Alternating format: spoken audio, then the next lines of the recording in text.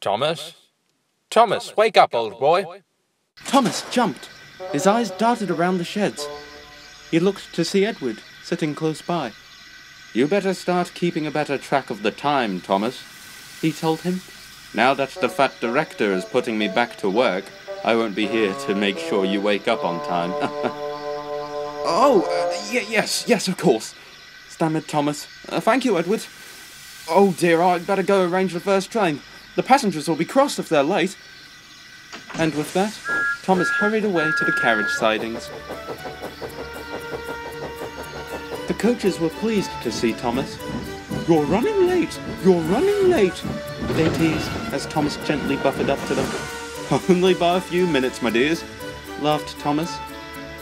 The coaches giggled and twittered to each other as Thomas shunted them to the platform where their engine was waiting. "You're late," came a stern voice from the front of the train. Thomas rolled his eyes. "Sorry, 87546, he groaned as he puffed up alongside. "But Edward says we all make mistakes." "Reggaby," interrupted 87546. "My name is Reggaby, and I suggest you call me that unless you want me to rip you a new buffer beam." Your name was taken away by the fat director, 87546, sighed Thomas. "And with good reason, if you ask me. You and 98462 have been horrible to the others." "As if you're one to talk with your cheek. At least my jokes don't end up hurting anyone." "Why, you little blue, that's enough, 87546.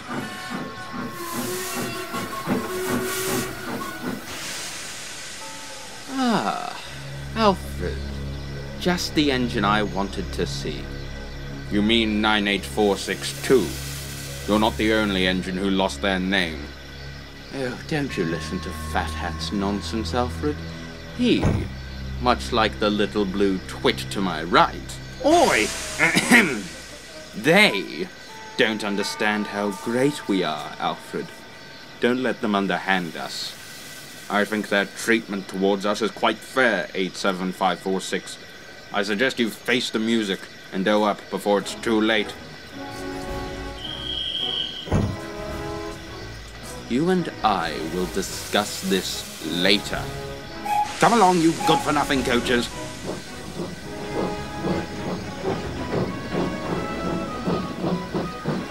Blimey, he bumped the coaches hard, didn't he? Well, in any case, thank you, 98462. I didn't think you'd be the one to stick up for me. He's already gone. Would have thought he would have at least said goodbye before leaving for the sheds. Oh well, I've got better things to do than worry about that. I've got trucks to shunt in the yard. No time to lose. As Thomas made his way around the yard, he couldn't stop thinking about 87546 and 98462. The former was the only one of his class built, which made him rather cocky. 87546 had attempted to take 98462 under his wing, which led to the two of them bullying the other engines. "I did try to stand up to them," Thomas thought to himself during the afternoon, "but they didn't listen. It's a good thing the fat director managed to knock some sense into 98462. He's been a much quieter engine since then. Shame that 87546 is still as boastful as ever." "Oh well," he said as he stopped next to the water tower. "Maybe the fat director will—" "Thomas, the tank engine!" Thomas trailed off as the fat director strode up towards him. "What's this I hear about you bumping 87546's coaches?" he demanded. Thomas's face fell. I'm sorry, sir?" he asked. "You should know exactly what I'm talking about," rapped the fat director. "Halfway across the island this morning, 87546's coaches purposefully applied their brakes. They delayed the train by half an hour. He says that you made them cross by treating them roughly." Thomas was terrified. "I did no such thing, sir," he cried. "I always try to treat those coaches kindly." "Well, you certainly failed to do so this time," retorted the fat director. "If I hear any more of this nonsense, I shall send you to your shed. Do I make myself clear?" Thomas didn't reply. He just looked sadly at his buffers as the fat director walked briskly away. Oh, 87546 must have lied to him, Thomas murmured, remembering the morning's events. Oh, when I see that horrid old engine, I'll give him a piece of my mind. And with that, Thomas flounced away to fetch some trucks, still fuming to himself. Later, Thomas puffed into the siding at the station. As he came to a halt, he noticed 87546 and 98462 in the yard. The two engines seemed to be talking to each other. Instead of going over and talking to 87546, Thomas decided to quietly listen. So he doesn't expect a thing? No, nothing at all. Oh, why would you do that, 87546? You've been too cold-hearted. Alfred, my brother. Don't you dare call me either of those. I'm 98462, and I am not your brother. Forget about that. Listen, these Sodrian engines are nothing more than a group of misfits. Some failed experiment, a prototype, an old antique, some idiotic little tank engine who doesn't know what's good for him. Look, you're going to have to give up this fight eventually, 87546.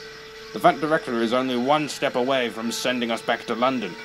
Your so-called power won't mean anything there. Well, you can't just pin the blame on me.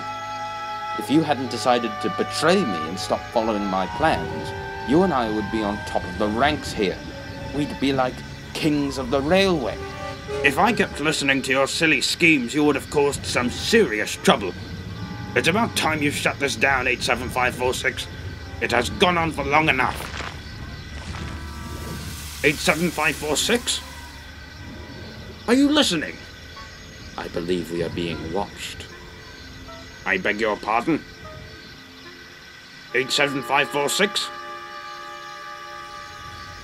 Rigby?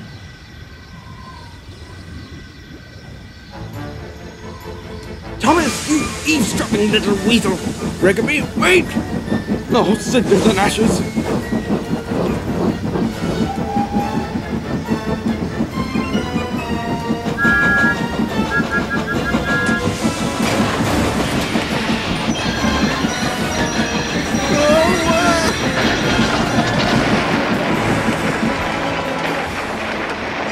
Just you wait until I get my buffers on you, Thomas!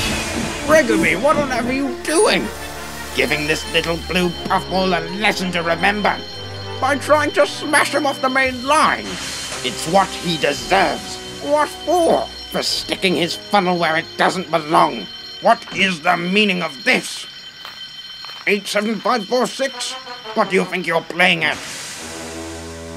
Ah, sir, just in time.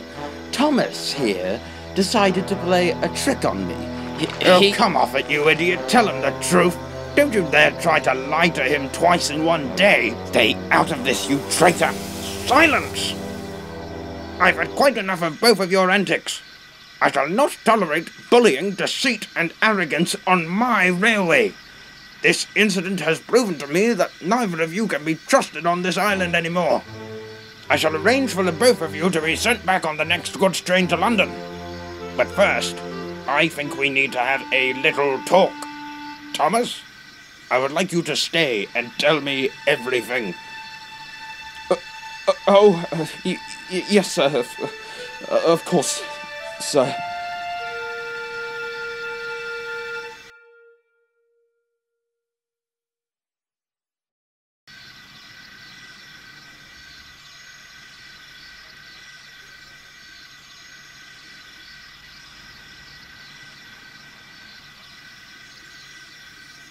Oh, he must have woken up early. Well, I guess that means he must have taken my advice. Right. Well, I better go collect my trucks then.